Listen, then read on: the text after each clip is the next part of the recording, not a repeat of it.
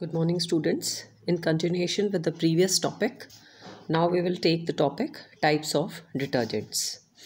Types of detergents, इसमें कल जैसे हम पढ़ रहे थे प्रीवियस टॉपिक में कि सोप्स भी होते हैं, डिटर्जेंट्स भी होते हैं, और ये जो सोप्स और डिटर्जेंट्स हैं उनमें डिफरेंसेस भी कल हमने पढ़े।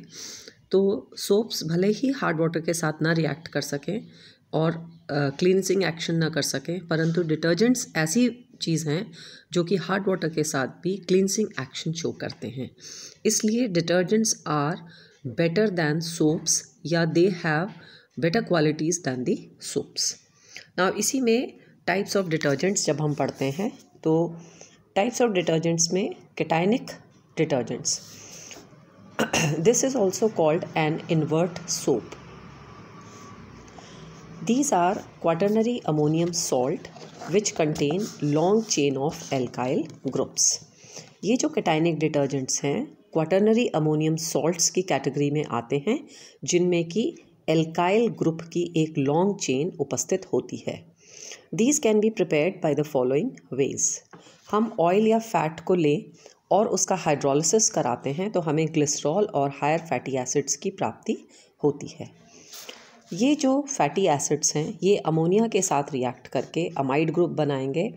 By heating and removing a water molecule हम RCN प्राप्त करते हैं, जिसका कि हम कैटलिस्ट से हाइड्रोजनेशन करा के और फिर एल्काइल क्लोराइड के साथ रिएक्ट करके डिटर्जेंट्स की प्राप्ति करा सकते हैं।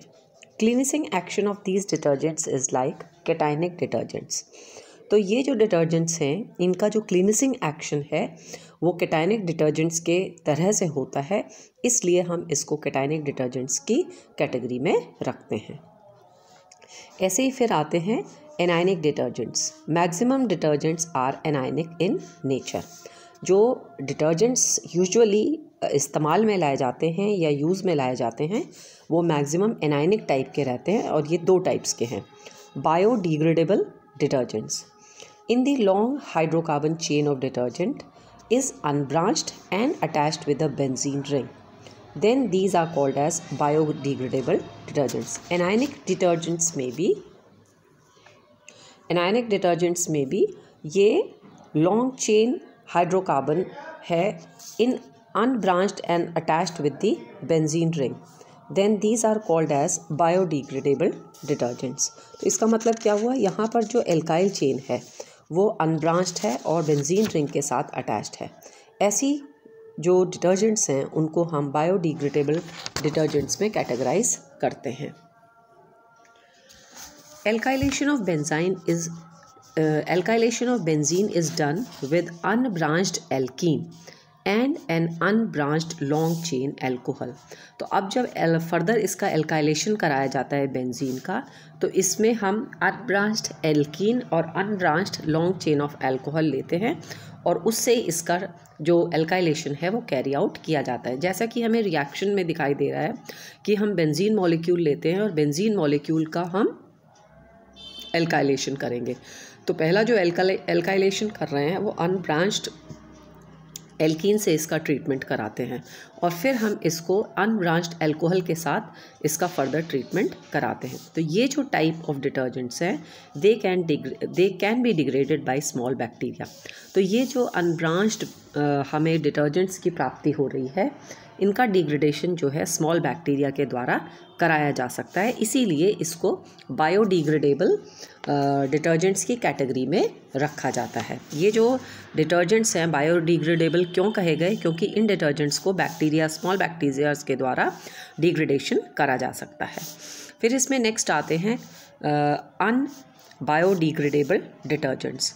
ये जो अनबायोडिग्रेडेबल डिटर्जेंट्स हैं branched chain containing detergents are unbiodegradable. वहाँ पर हमने क्या किया था, अनब्रांच्ड लिए थे, और वो अनब्रांच्ड चेन के जो डिटर्जेंट्स हैं वो बायोडिग्रेडेबल कंडीशन है उनकी, बैक्टीरिया द्वारा डिग्रेडेबल हो जाते हैं, जबकि अनबायोडिग्रेडेबल डिटर्जेंट्स में branched chain containing detergents are unbiodegradable. Detergents names as Nacconol which is most popular is obtained from benzene, propene and fuming sulphuric acid in the following way of reactions. तो जो detergent commonly named as Nacconol है, Nacconol, Nacconol, it is detergent's name is neconol, which is most popular and is obtained from benzene, propene और fuming sulphuric acid के साथ इस तरह से ये रिएक्शन करके नेकोनॉल जो है वो प्राप्त कराता है। तो यहाँ पर स्टार्टिंग में क्या किया हमने, ब्रांच्ड चेन, इसको हमने किस में कैटेगराइज किया है, ब्रांच्ड चेन डिटर्जेंट में।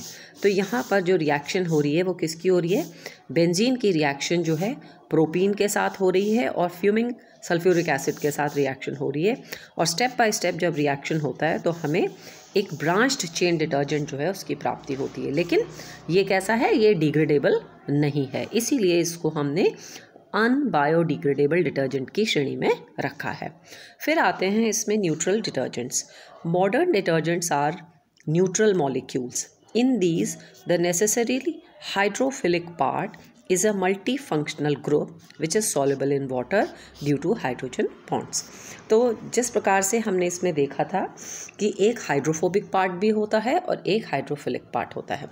तो हाइड्रोफोबिक पार्ट्स जो हैं they are water hating, but the hydrophilic parts are water loving.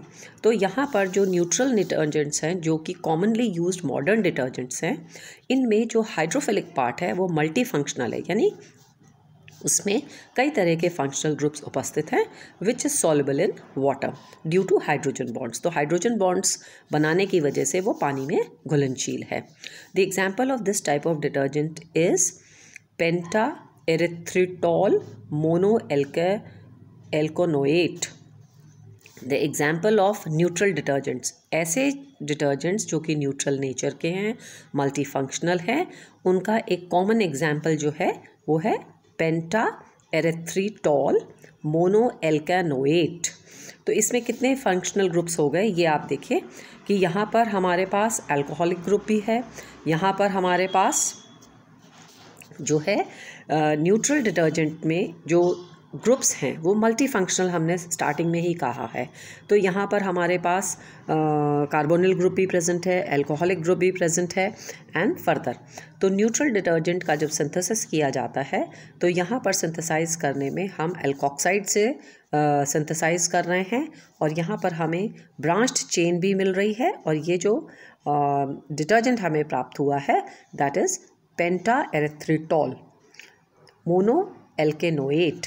तो ये जो डिटर्जेंट्स हैं ये न्यूट्रल डिटर्जेंट्स की क्लासिफिकेशन में आते हैं। तो इस प्रकार से हमने देखा कि जो डिटर्जेंट्स हैं वो तीन प्रकार के हैं। एक बायोडिग्रेडेबल है जो कि अनब्रांच्ड चेन से है, फिर अनबायोडिग्रेडेबल है जो कि ब्रांच चेन से है, फिर आते हैं न्यूट्रल डिटर्जेंट्स जिसमें कि मल्टी फंक्शनल ग्रुप्स की उपस्थिति है। नेक्स्ट इसमें आते हैं कि ये डिटर्जेंट्स का जो कार्य है वो किस प्रकार से होता है, ये किस प्रकार से कार्य करते हैं। Michelis, those colloids which associate at higher concentration are called as associated colloids. ऐसे colloids जो कि हाई कंसंट्रेशन पर एसोसिएट करते हैं उनको हम एसोसिएटेड colloids कहते हैं। Particles formed by the grouping of particle of preliminary state are called as Michelis. For example, sodium palmitate, sodium oleate, sodium stearate, etc. With the large cation, large anion of Michelis and water molecules get also attached. Neutral and non-ionic molecules like polyethylene oxides also form Michelis.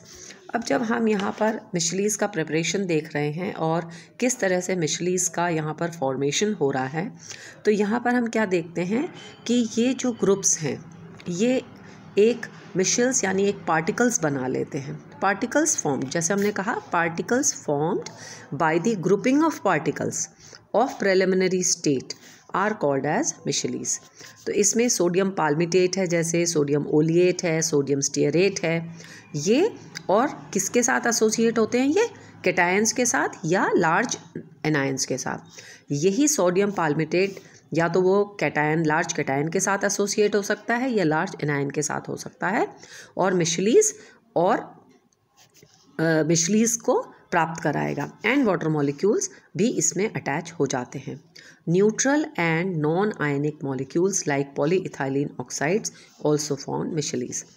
Ionic micelle of sodium oleate, अब हम example यदि लें तो ionic micelles of sodium oleate, micelles preparation by sodium oleate is an example of colloid electrolyte.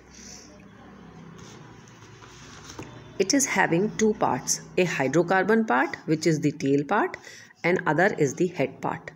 मतलब जो मिशेलीज बन रहे हैं, आयनिक मिशेलीज जो बन रहे हैं उसमें दो पार्ट्स बनेंगे। ये micelles can be prepared by sodium oleate जो कि कैसा है, पॉजिटिवली चार्ज है, is an example of the colloid electrolyte. It is having two parts, इसमें दो पार्ट्स हैं, एक हाइड्रोकार्बन पार्ट आ गया इसका जो कि टेल पार्ट बनाता है और जो इसका हेड पार्ट है वो क्या हो जाएगा, वो चार्ज्ड पार्ट है। Many hydrocarbon parts condensed to form the micelles, कई सारे जो हाइड्रोकार्बन पार्ट्स हैं वो कंडेंस करके मिशेली बनाएंगे। Micelle is formed when concentration is more than a definite concentration in solution, यानी जब सोल्यूशन बहुत अधिक कंसनट्रेटेड हो जाता है तो वो एक मिशेल्स बना लेते हैं या मिशेलीज बना लेते हैं। This is called the critical micelles concentration. For every micelle there is a definite value of critical micelles concentration. With the change of concentration properties of micelles also changes. अब यहाँ पर ये जो मिशेलीज फॉर्मेशन है, जो क्लीनिसिंग एक्शन है, उसमें इस मिशेलीज फॉर्मेशन की एक इम्पॉर्टेंट रोल होता है। तो ये मिशेलीज फॉर्मेशन जो है, जो इसका क्लीनिसिंग एक्शन है, उसमें एक इम्पॉर्टेंट रोल प्ले करता है। फिर आता है जैसे cleansing action of soap. Soaps and detergents have ionic heads which are soluble in water.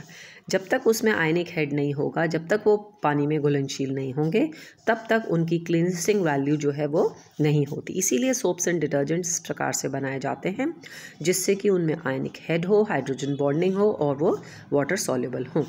Hydrophobic part of the detergent attached with the water repellent oil और डस्ट। जो इसका हाइड्रोफोबिक पार्ट है, सोप्स और डिटर्जेंट्स में भी जो एक head part है और एक टेल पार्ट है, और उसमें भी हाइड्रोफोबिक पार्ट में भी जो डिटर्जेंट है attached with the water repellent oil और डस्ट, जो उसका हाइड्रोफोबिक पार्ट है या जो उसका कैसा पार्ट है जिसमें कि हमारे पास कार्बन चेन है, वो क्या है, वाटर रिपेलेंट पार्ट कौन सा है, उसमें ऑयल या डस्ट है, उसके साथ जुड़ जाता है। But the other part which is hydrophilic is dissolve in water only.